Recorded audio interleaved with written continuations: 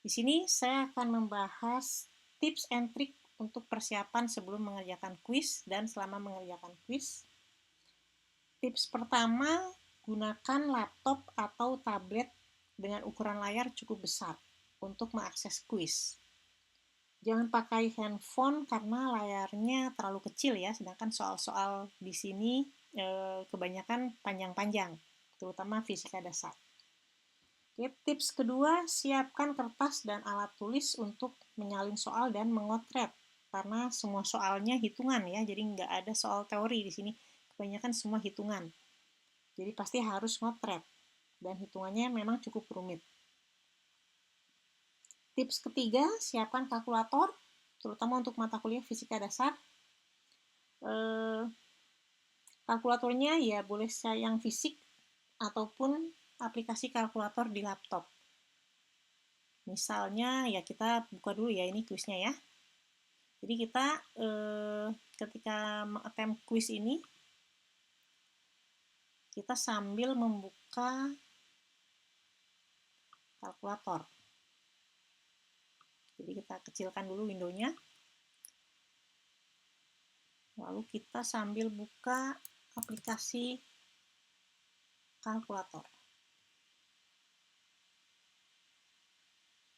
Seperti ini, jadi sambil membaca soal, sambil ngotret, boleh sambil pakai kalkulator. Nah, tips keempat, siapkan buku referensi yang digunakan di masing-masing course. Nah, di sini sebagai contoh untuk kalkulus, buku referensinya adalah Kalkulus Early Transcendental dari Purcell and Farber, edisi tahun 2014, chapter 1 untuk soal ini ya. Tapi untuk soal-soal lainnya biasanya diambil dari satu buku yang sama. Jadi satu course ini biasanya hanya menggunakan satu referensi buku saja. Nah, untuk memudahkan sebaiknya teman-teman memiliki buku referensi yang sama. Walaupun sebenarnya pakai referensi dari penulis lain juga bisa. Misalnya kalau kalkulus ada dari tulisan James Stewart ya, itu juga bagus. Tapi yang di sini yang dipakai adalah yang dari Purcell Farber. Ya bebas sebenarnya ya. Oke, jadi boleh berupa e-book juga. Jadi kita sambil mengerjakan, misalnya kita ingin membuka file PDF, jadi kita bisa mengerjakan soal sambil membaca file PDF ya. Nah, seperti ini. Nah, seperti ini, jadi kita sambil belajar ya. Belajar bagaimana cara menyelesaikan soalnya sambil membaca e-booknya. Nah, berikutnya tips kelima, tutup semua aplikasi lain yang tidak diperlukan, karena ini akan mengganggu fokus kalian ketika mengerjakan kuis. Jadi, jadwalkan waktu khusus kapan mau duduk di depan laptop untuk mengerjakan kuis. Jadi, teman-teman harus fokus saat mengerjakan kuis ya, jangan multitasking mengerjakan hal-hal lain. Nah, tips keenam, baca dan pahami aturan penulisan jawaban yang tertera di setiap soal. Jadi misalnya, nah di sini misalnya disebutkan tentang hukum komutatif atau hukum pertukaran ya yang berlaku untuk operasi penjumlahan dan perkalian. Nah, nanti ini ketika teman-teman menginputkan jawaban ya hukum komutatif ini berlaku pada jawaban yang diinputkan. Sebagai contoh, misalnya kita coba yang turunan ya supaya ada variabel x-nya.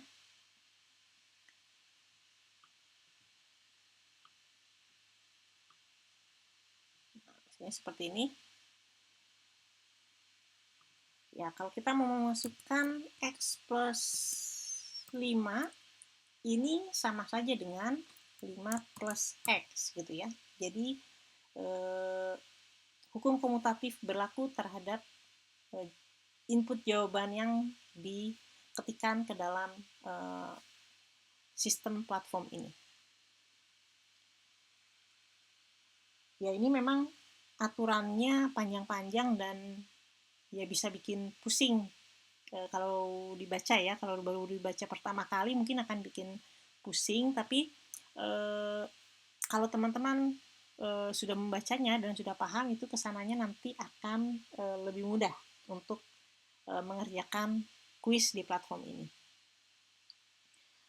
Jadi walaupun terlihat susah ini ya, cara memasukkan jawabannya terlihat susah seperti ini, tapi efek sampingnya dari mengerjakan soal-soal di platform Micomplete ini adalah teman-teman nanti tidak hanya pintar matematika atau fisika saja ya, nanti teman-teman jadinya akan pintar coding juga, karena semua jawaban yang diinputkan ke dalam platform Micomplete ini bentuknya codingan ya. Ya misalnya ini tadi kita mau klik menginputkan pangkat misalnya ya, ini harus di coding pakai simbol pangkat. Nah seperti ini, nanti muncul 5x kuadrat. Jadi ini coding sebetulnya ya, yang diinputkan itu sebenarnya adalah bahasa coding. Begitu juga misalnya menginput bilangan irasional, itu harus di coding pakai fungsi SQRT seperti ini. Nah, sama juga hukum komutatif tadi berlaku untuk perkalian ya. Misalnya saya mau menuliskan misalnya setengah akar 3 nih.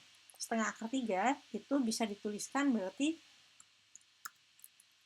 akar 3 per 2 seperti ini, atau 1 bagi 2 kali akar 3 seperti ini ya. Jadi bisa dibulak-balik.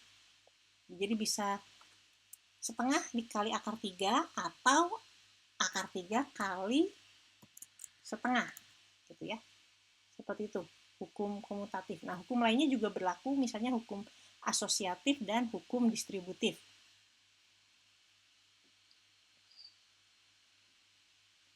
Nah, berikutnya tips ke-7, buatlah strategi untuk mengerjakan kuis dalam 2 kali percobaan. Nah, ini kan attempts allowed 2, artinya kesempatan mencoba kuis ini adalah 2 kali. Nah, kita harus membuat strategi dalam 2 kali percobaan itu bagaimana ya. Misal seperti ini. Attempt pertama kita anggap sebagai pemanasan saja. Jadi itu masih bisa dibilang semacam tryout saja gitu ya. Jadi ketika mengerjakan kita sambil buka buku referensi, buka e-book PDF, atau sambil baca sumber lain dari internet. Di platform Micomplete ini tidak disediakan pembahasan solusi, hanya disediakan kunci jawaban saja. Nah, oke, jadi karena hanya disediakan kunci jawaban, tidak disediakan pembahasan, jadi nanti teman-teman harus mencari tahu sendiri kenapa jawabannya salah dan kenapa kunci jawabannya seperti itu gitu ya. Nah, itu di term pertama, jadi di term pertama anggap masih pemanasan.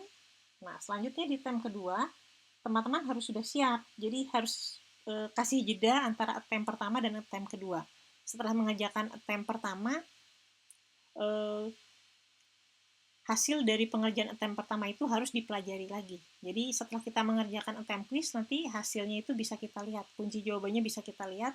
Nanti kita harus pelajari dulu sampai betul-betul paham ya. Kenapa kunci jawabannya seperti itu. Nah, setelah itu, ketika mau attempt kedua, ya harus sudah betul-betul paham dan sudah siap. Nah, seperti itu kira-kira strateginya. Jadi bank soal di platform Micomplete ini dibuat supaya sedekat mungkin dengan setting ujian di kampus masing-masing ya. Dan biasanya ujian di kampus itu, UTS dan UAS itu biasanya paper based dan esai gitu ya. Jadi ujiannya harus tulis tangan dan harus menulis jawaban langkah demi langkah. Nah, makanya dengan settingan seperti itu disarankan juga ketika mengerjakan soal-soal di kuis Micomplete ini harus dikotret dulu di kertas. Jadi jangan langsung diinputkan ke sistem. Jadi misalnya ya tadi ketika kita mengerjakan soal ini sebenarnya jangan langsung input jawaban yang kita yang kita perkirakan, jangan ya.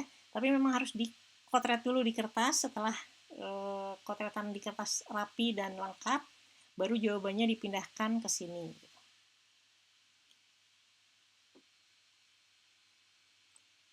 Nah, mungkin berikutnya tips and trick lainnya yang juga bermanfaat adalah ketika mengerjakan harus mengerjakan satu persatu kuisnya. Jadi jangan loncat-loncat dari kuis 1.1 terus loncat ke kuis 3.2, jangan ya. Jadi kerjakan dulu kuis 1.1 sampai tuntas, sampai finish, submit. Nah, ketika kita membuka jendela kuis 1.1 misalnya ya, seperti ini sudah terbuka jendelanya. Nah, kita jangan buka lagi. Misalnya ini diklik lagi gitu ya.